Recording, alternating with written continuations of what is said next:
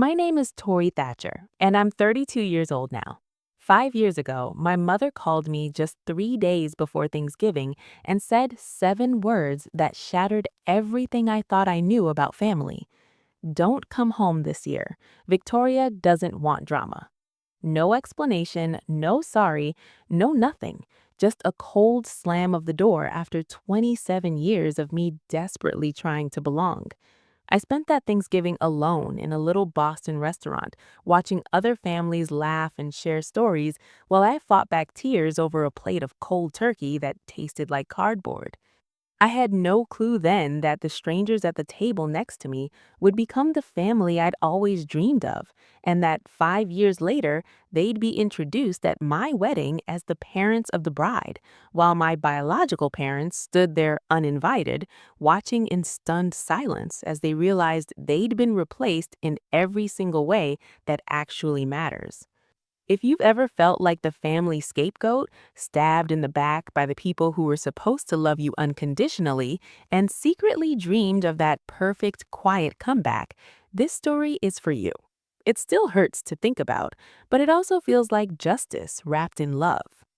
Let me take you back to that phone call that broke me open. I was standing in my tiny studio apartment, surrounded by half-packed bags and the warm, hopeful smell of a pumpkin candle I'd lit to trick myself into holiday spirit. My non-refundable plane ticket to Connecticut was already bought. When Mom's name lit up the screen, I smiled and answered, "Hey, Mom, I was just about to—" But her voice cut in, flat and icy. "Tori, I need to tell you something." My stomach dropped like a stone. That tone never meant good news.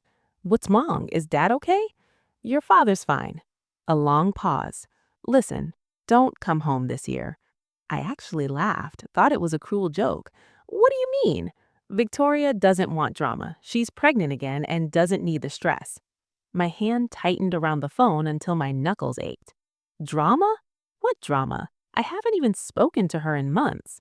"Exactly," she snapped. "And let's keep it that way. You know how you get." "How I get?" My voice cracked like thin ice. "Mom, last year I just asked why she didn't invite me to her baby shower. That's not drama, that's a question." "See? That's exactly what I mean. You always make everything about you." I stood frozen, watching snowflakes drift past my window like silent witnesses. 27 years old, and my own mother was banning me from Thanksgiving because I dared to ask why I was left out. "Mom, I already bought my ticket." "Then get a refund." No room for argument. "Victoria is pregnant. She doesn't need stress. You understand?" Click. The line went dead. I understood, all right. I'd always been the one they could sacrifice without a second thought. Sitting on the edge of my bed, staring at that useless ticket, every old wound ripped open. My 16th birthday. I'd planned it for months, just a small thing with my 3 best friends, cake, bowling. Mom promised. But that morning, Victoria called sobbing over a failed calculus test, needing emotional support. My party vanished. "Don't be dramatic, Tori. Your sister needs us more right now. You can celebrate next weekend." We never did. Then my college graduation, the first in our family with honors after years of ramen and all-nighters. I walked that stage looking for them. Empty seats. They showed up 2 hours late because Victoria had a routine prenatal checkup that couldn't be rescheduled. You understand, sweetheart, your sister's baby is more important than a ceremony. More important than me, always. I'd learned young that speaking up only made it worse. Don't be so sensitive. Stop making everything about yourself. Why can't you be happy for your sister? So I shrank, became quieter, smaller, invisible. I thought if I was good enough, agreeable enough, maybe I'd finally earn their love. But at 27, in that freezing apartment, the truth hit. No amount of shrinking would ever be small enough.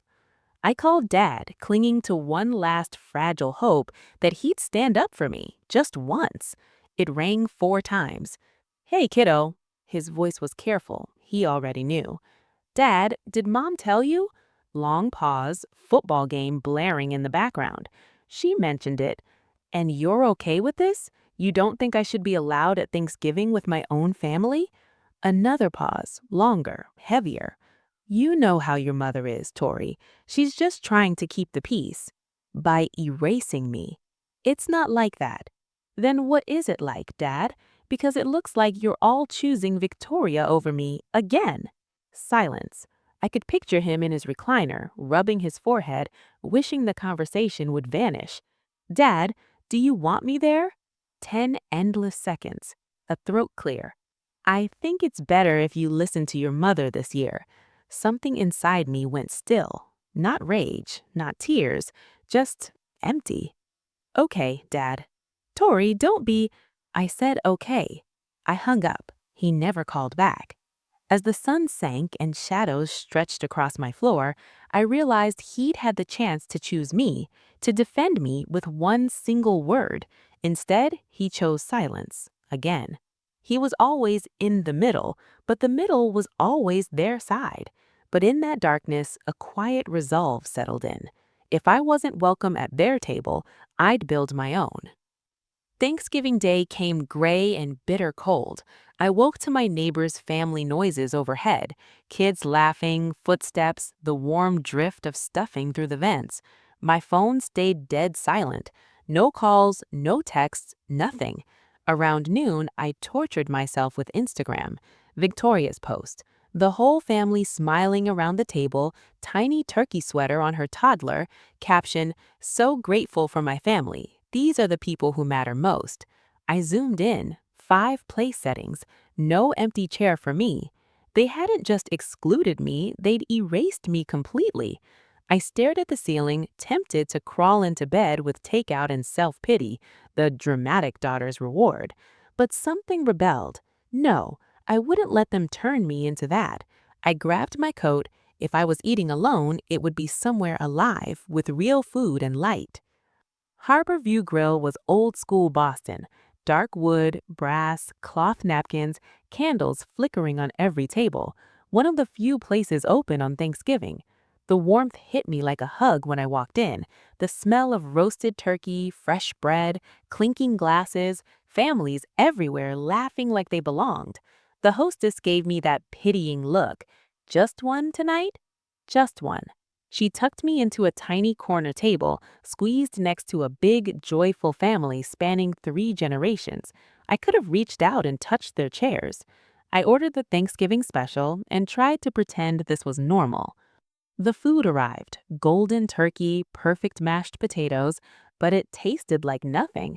I pushed it around, eyes stinging, mind replaying my family's dinner in Connecticut, gravy passing without a thought for the daughter they'd thrown away. Then it crashed over me. This wasn't about one holiday or one pregnancy. This was 27 years of bending, shrinking, swallowing hurt, being told I was too much for daring to exist. And what did I have?